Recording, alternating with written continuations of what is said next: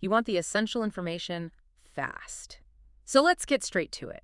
Today, we're doing a deep dive into what came out of that recent high-level meeting between U.S. and Saudi leaders. Yeah, and what's really interesting here is our main source. It's a first-hand account, actually coming directly from Saudi Arabia itself.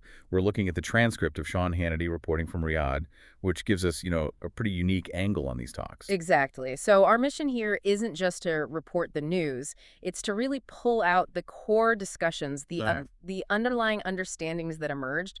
We want to know what this tells us about regional stability, the whole U.S.-Saudi dynamic, and, well, bigger picture stuff for global security. It's about the why behind the what, trying to understand the forces at play, maybe where things are headed. Okay, so let's start with the setting, Riyadh. What was the feel, the atmosphere? Well, besides the reports of it being incredibly hot, the really striking thing was who was actually in the room, the level of attendance. Absolutely. The transcript mentions President Trump, members of his cabinet.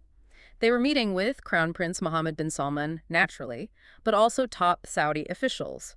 And crucially, a whole lineup of big-name business leaders from both countries, people like Elon Musk, Steve Schwartzman. Right, representatives from huge companies like Coca-Cola, lots of private equity folks too.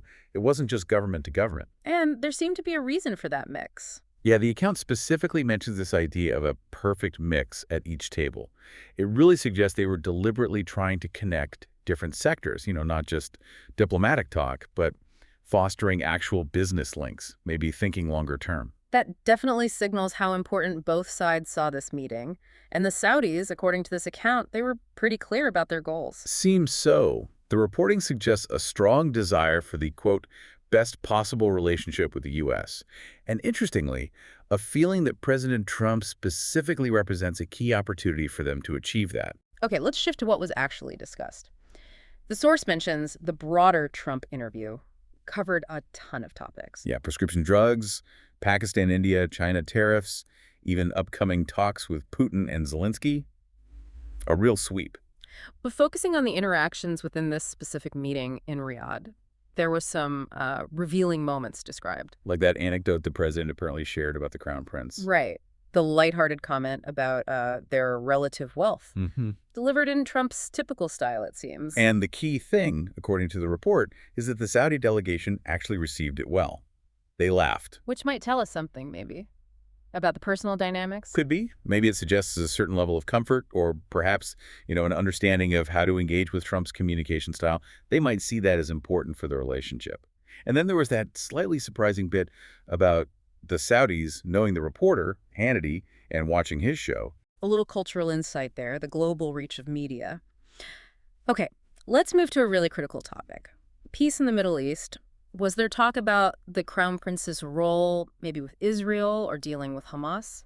The account mentions a conversation with a long-serving Saudi cabinet member. And this person apparently stressed the kingdom's overwhelming desire for peace in the region, presented as a top priority.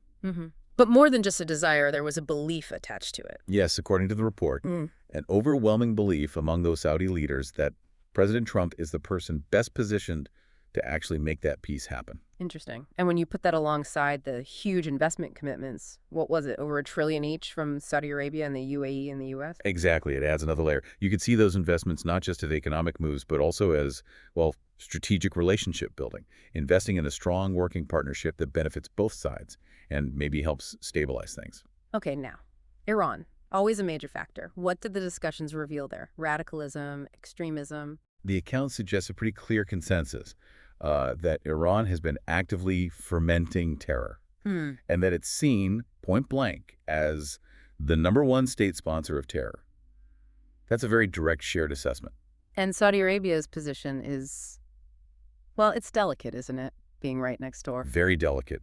The report notes they obviously want to avoid any direct conflict if possible. Which brings up that interesting point about a previous coalition under Trump. Yeah, the account mentioned this reported coalition, U.S., Israel, Saudis, Emirates, Jordanians, Egyptians.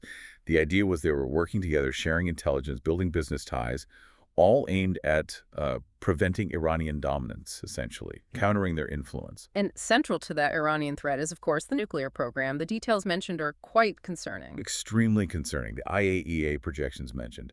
Enrichment around 66%, potentially just weeks away, maybe 4 to 6 weeks, from weapons-grade 90%. That 66% figure, and that's way beyond what you need for civilian power. It puts them alarmingly close. So the message from these Riyadh talks was pretty blunt on that. Unequivocal, according to the source. A nuclear-armed Iran is just unacceptable. That sentiment was reportedly very strong, even if not everyone says it quite so loudly in public. And there was that specific offer mentioned attributed to Marco Rubio. Right, the idea of giving Iran nuclear power enrichment rods, but under strict U.S. supervision. But the catch was, Iran would have to stop its own enrichment completely and allow anytime, anywhere inspections. It really feels like things are heading towards a critical point. That's exactly the phrase used in the account. A moment of truth is approaching on Iran's nuclear ambitions. The stakes are incredibly high.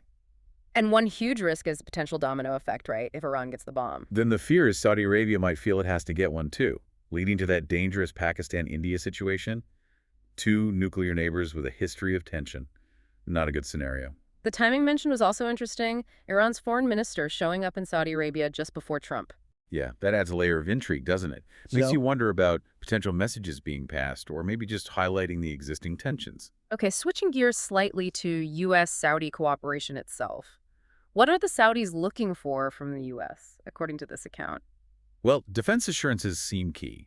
They reportedly want guarantees of U.S. support if Iran, or maybe one of its proxies, were to attack them directly. And technology access, too. Definitely. Specific mention of wanting advanced U.S. tech, like semiconductors, for their big push into, AI and the broader tech sector. Which leads to the potential quid pro quo, the U.S. expectations. Right. Now, this specific account didn't detail hearing this in the meeting, but the wider context strongly suggests the U.S., especially under Trump, would likely push back on their series, on Saudi Arabia's high-level tech cooperation with China. That seems like a probable condition for getting top-tier U.S. tech and support. It all comes back to the level of this meeting. The source really emphasized how high-profile it was. Absolutely. Described as the highest level that they could ever have. A real who's who of America and a who's who in Saudi Arabia underscores the importance placed on it. And underlying a lot of this cooperation, it seems, is a focus on, well, business. Yeah, business, wealth creation, opportunity, that seems to be a powerful motivator. It's framed as the positive alternative to, conflict and terror, which obviously hurt everyone economically. There was also that interesting side note about Saudi Arabia and Jordan helping Israel with missile defense against that direct Iranian attack previously. It suggests maybe some quiet, pragmatic shifts in regional security alignments when faced with a common major threat like that, even if it's not widely broadcast. And the account contrasted the perceived approaches of different U.S. administrations. It did.